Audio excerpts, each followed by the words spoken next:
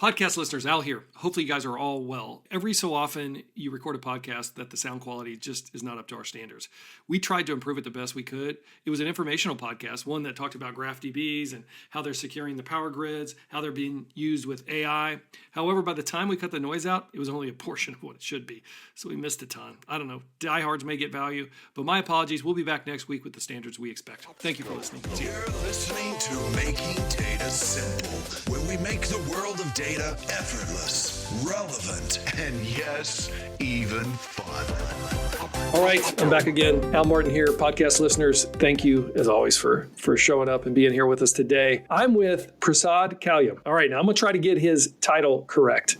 He is the Curators Distinguished Professor and Director of Cyber Education, Research and Infrastructure Center. Now, I want to start there in terms of where you're at, Prasad. I want to get some background on you. I know that you're like the Professor of Cybersecurity in the Department of Electrical Engineering and Computer Science at the University of Missouri.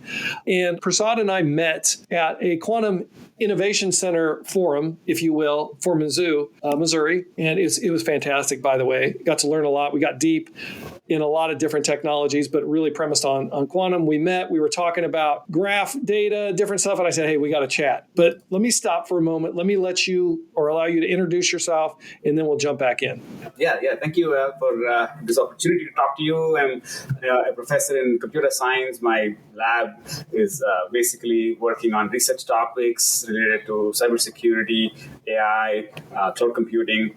And the fun of that is everybody wants a piece of that. Right? Everybody in computer science, agriculture, health, they all need a robust computation platform. They all worry about cybersecurity, and they're all looking for different ways to put AI tools into everything they're doing. So we are very busy and have a very talented group of students, all the way from undergraduates, some high school students also actually, a lot of graduate and postdoc. So in my role, I lead a lot of these strategic research projects that bring in people from all kinds of disciplines to work with us. So look, have you always been in higher education? I've always been in higher education for 25 years. I was 1 year in industry in India. Higher education also has been a little bit not traditionally what people would usually do. So I was at the Ohio Supercomputer Center for 12 years. So I worked on a lot of engineering projects. As I was doing my research, I worked on a lot of projects with industry there. The Mizzou, I've been here for 13 years. And again, a lot of my projects, are funded by the government, not by industry also. So we have industry university partnership projects that also I work on. So yeah, it's very exciting to kind of have that, back and forth with industry and solve things in sort of this freedom you get in academia to pursue bold projects. What does it for you? I mean, why higher education? Why have you picked this road? My standard answer is both my parents are professors. What would they produce? I had another professor. So like you had to be a professor, or you were going to be kicked out of the family, or what? Yeah, something like that. For me, it's been very fulfilling. So I continue to enjoy every day what I do. I actually believe you. I totally believe you. The thing for me is when I was in school and I was working with professors, all I could do is wait to get out. And now, looking back, is all I could wish is to get back in. You know what I mean? Because you're kind of embodying the things that I love to do, which is learning. I mean, you get to learn all the time. And when you teach, that is really the epicenter of learning, right? Secondly, you get to work with industry. So you're out there with clients, no different than what I do today. And then you do research, which is an element of a little bit of everything. I feel like, I'm probably just in the middle column that I just went through, which is the industry piece. Now, I do a lot of learning, but it would kind of be cool if that was part of my overall, it is part of my job. I mean, but you actually teach it, part of the institution. I think that's amazing. I mean, I can see where that's very attractive, to be honest with you. I'm just kidding with you because I'd love to be there. Yeah, and the best part is the students. I mean, I've had more than 150 students who directly work with me in the lab at all levels. And each student brings a different talent, a different imagination for solving problems, different skill sets, perspectives to solve. And so the most fun part is seeing a student develop as you start the project and as they learn, as they work with you and work with the team in the lab, work with the collaborators, how they come up with interesting ideas. So one example I like to give is we were thinking about how to use chatbots to help people people who do like scientific tasks, like look at papers, look at how to automate and instrument image analysis. And now with ChatGPT, LLMs, this is what everybody wants to do. So I think it's well advised for you to bring up the students, because that is probably the best part of everything. I've had the luxury and the privilege of being able to talk to MU, Missouri University, on various occasions. And I'm always amazed, like you get off stage or whatever, and there's 20 students waiting to talk to you. I mean, they're thoroughly, genuinely interested in this technology. And it's like, for me, that makes me just want to keep talking and be there. I mean, I've stayed numerous times, way longer than I expected to stay, because they want to talk about technology with you, and it's so fun. So anybody out there that's listening, you ever want to get your mojo back, in other words, people that are really interested in technology, that's where you spend some time in the university. That's what you need to do. I know you're involved with data analytics, fundamentally. That's one reason that got us together. We were talking. So how did you land in data analytics? And what were you excited about in the beginning that got you there? So my passion in my graduate school was actually fixing networks when they're broken. So when somebody says, oh, my network is slow, I can't do this video conference, I can't move my data. So my PhD was on looking at network performance data and finding ways in which you can troubleshoot performance in video conferences, in large data file movement. So that's basically where I started. And in fact, I started building a lot of tools that analyze this data that you're collecting from all over the network, end-to-end, active measurements, things like probing traffic to understand the network, also passive measurements like packet traces. And so my passion of looking at data started by really trying to solve the problem. Why is my video freezing? Why is my voice dropping out? Why can't I steer my remote instrument or visualization properly? So that's where I started doing a lot of data analysis. And I enjoyed taking a lot of time series courses.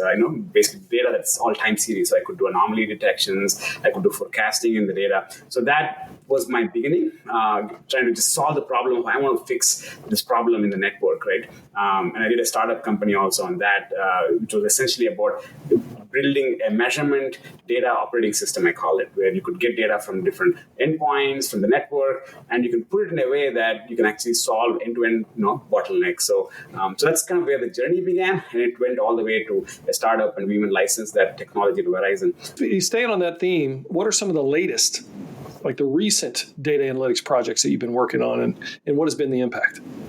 Yeah, so nowadays, the data I see is coming from so many sources and from so many domains. So we're trying to help the power grid be more resilient. And what's the power grid today? If you think about the problem, we are having more distributed energy resources. So we're building up like solar, other kinds of energy resources that are not your traditional hydroelectric power plant or power plants that have a lot of mechanical parts, right? So these are basically distributed energy sources. You're putting a lot of power converters, semiconductors essentially, and you're converting mostly DC to AC, right, to add power into the grid. And so if you look at the modern power grid with this whole sort of inverter-based distributed energy resources, the failure is happening in a less than a second time scale.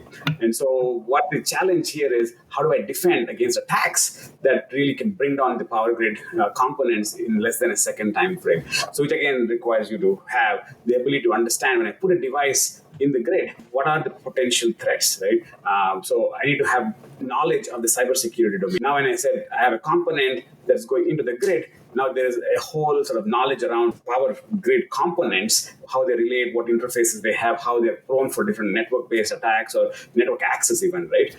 So there's a whole knowledge about power grid components. And then the third part, which is again a later part that we figured out, is, okay, you can understand the knowledge in cybersecurity, link it with the knowledge in power grid to say, okay, this device has these threat actors, or if it was attacked this way, this is probably a mitigation scheme that would secure it. But then in the reality of things, you need experts coming to solve these sort of crises of proactively securing these components or being more effective when they're reactively defending attacks. So then we decide, okay, maybe you also need a knowledge graph or a way to capture domain knowledge of experts in industry, in academia, in places where there's information about experts. So the problem that we're trying to solve is to say, wow, there are actually different domains of knowledge, and in each domain, a knowledge graph will capture all the relationships, entities effectively.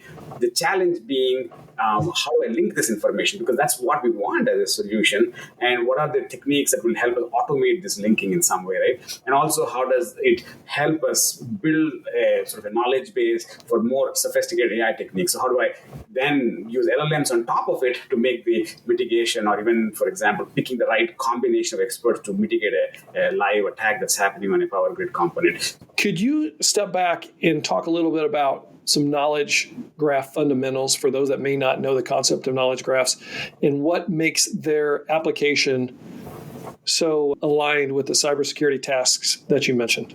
Yeah, and it's probably easy to understand from a person or a LinkedIn knowledge graph. The knowledge graph is basically capturing in a domain, right? If you say like a scholar, same thing you can think of a smart grid component, or same thing you can think of a cybersecurity threat modeling framework, right? So you can take any domain knowledge and represent it in the form of a knowledge graph, and that can capture all these interesting entities, relationships in a very systematic way that can grow. Taking that just a step further, I know you've integrated Gen AI tools to this work, and I presume that it also has a RAG, retrieval augmented generation, as part of this as well.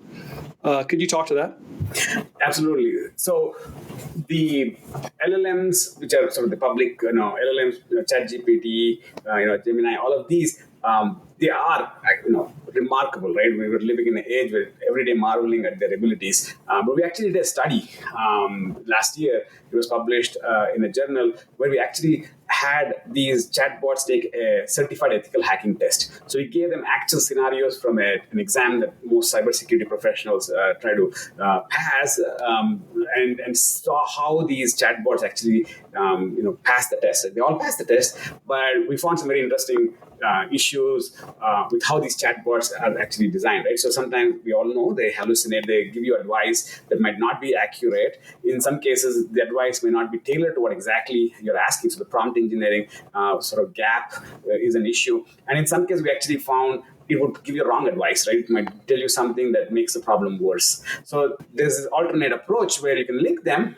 to some sort of reliable information, and that's the RAG aspect, the retrieval augmented generation. So where we can curate knowledge from actual PDFs of threat models. So you can bring all that data and you can basically curate it in a way that you won't have these models hallucinate, right? So you can get these answers quickly, but you have a clear source of those answers. So you can basically control that, what you're putting into the model is more reliable when it comes out with some recommendations. So that's the approach we're taking is we're trying to combine the reliability or sort of ability to leverage existing knowledge in a very easily retrievable manner with the capabilities some of the LLMs provide, and so that's been our sort of work that's going on. What makes this the solution you're talking about, graphs, smart grid, Gen AI, RAG, so well suited to tackle cybersecurity tasks? I think the tasks for cybersecurity are very varied. The people asking questions, they have different expertise, they have different knowledge levels. So what's really fascinating in how we want to manage the building of the graphs and the query responses is it should tailor the information or the knowledge in a way that's most suitable for the kind of question the person is asking, right? And also based on what profile or what sort of proficiency they have on the topic they're asking help on. So that logic is not there in the public LLMs. Like they treat you as anybody, right? In the sense you can say, oh, you can role play with the LLMs, but again, the reliability aspect or the hallucination, the lack of where the sources of information are coming from, all those problems you can get around by building these sort of RAG systems in addition to the LLM systems. And in the RAG systems, we can kind of control how we understand the queries. We can try to profile and build all this logic on making it more trustworthy. So that's basically the idea is how do we deal with the range of questions we get, the range of people who might have different backgrounds who are looking for answers. Anything else relative to your research, relative to your industry work, or relative to your teaching that you'd like to outline before we break? Yeah, I think one of the other cool projects we're doing is with a lot of healthcare data and how data from sensors in the homes or in hospitals or even in the battlefield, how data from the edge, we call it, right? You can bring it securely into the cloud right? And how do you make decisions that are very effective in health? We're trying to create more hands-on learning or skill-based learning in our courses. So as I was saying, we want to in our courses and curriculum bring more AI literacy, bring more sort of design studio kind of concepts. So I think that would be the interesting challenge and also the opportunity for us to work with students and provide them basically the skills and open-ended problems and projects that they can all surprise us with like amazing solutions. So how does that work? If I'm in the industry, which I am, and I say, boy, this is a problem that I'd like to see if someone like MU can help me solve. Somebody like Prasad, how does that engagement go? How do you make that connection and get it started?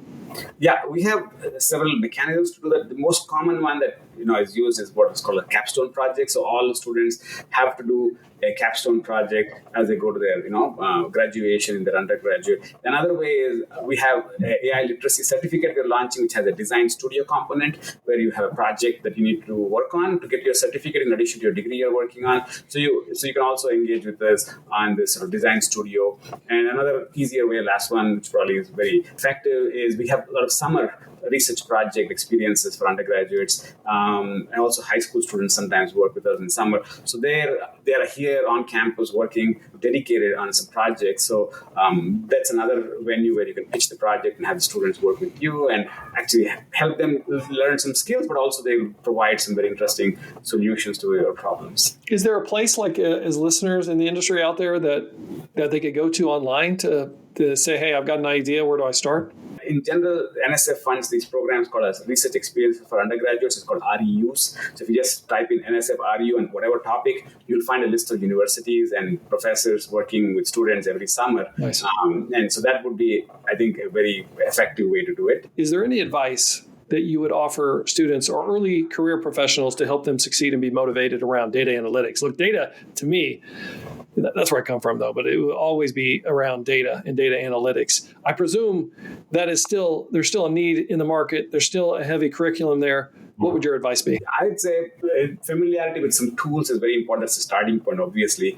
And the ability to visualize the data and try to find some visual patterns is obviously the starting point. But getting some hands-on experience with tools that actually look at latent patterns that you can't see by your naked eye, right? So that would be an evolution. And I think hopefully students will find a joy, not just in the data, but joy in solving the problem for which the data analytics is being used for. So that's where I found most of my joy. What drives me, as I was saying, is the impact of the data analytics on somebody's life to make a decision as a doctor or as a power grid operator or even as a journalist, right? So if you can have this sort of ability to translate your passion for looking at data with interesting tools, but put it in the context of how does this help somebody's quality of life, I think that makes the job more fulfilling. Appreciate what you do for fun, Prasad. What would surprise your students? Oh, I play flute and drums, and I'm performing this weekend at India Night on campus in front of 500 people. So, I have a little band. And the funny part is all my band is my students in my lab. So I have a bunch of, it's kind of fun, like computer scientists who are also musicians. Many of us are in the lab. So I have a concert this weekend, so I do some music on the side. Wow. So now they say, oh, shoot, I got to be in Prasad's, the professor's band so I get better grades. They're all having fun. I'm kidding. Hey, why is that elliptical way back in the corner back there behind you, though? Is anybody on that elliptical? Are you using that thing? Or is it just stuffed in the corner? I started using that, but now I go to CrossFit, which is, so I needed this to get to CrossFit. So, so you graduated. I see.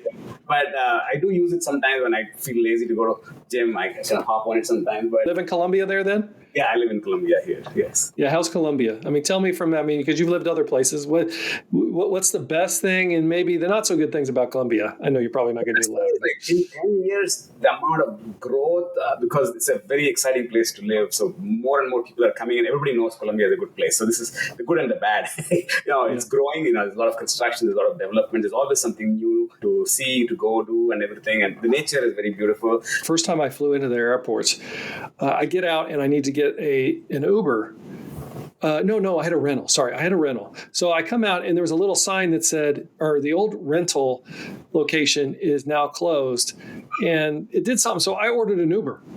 And the rental was like 10 feet away. Like you go outside and you go right. So the Uber came and they were like, really? And the guy was so cool. I have to say, I'll give total props to people in Colombia because he was like, well, let me make sure you get your car because sometimes it's too late and this place closes. So he just sat out there. So I ended up paying him anyway. But it was like 10 feet, but a funny story. Prasad Calyam, thank you for being here. I greatly appreciate it. Good luck to you. Hopefully I'll get to see you again in another briefing or another breakdown when we're doing some of the student projects. I really enjoy it. So I hope to walk across your path again. Yeah, thank you, Al. And I enjoyed this conversation and you're doing a great job making data simple with your podcast. Kudos to you. Listeners, hit us on howmartintalksdata@gmail.com. Love to hear from you. Till next time, we will see you on the podcast. I'm out.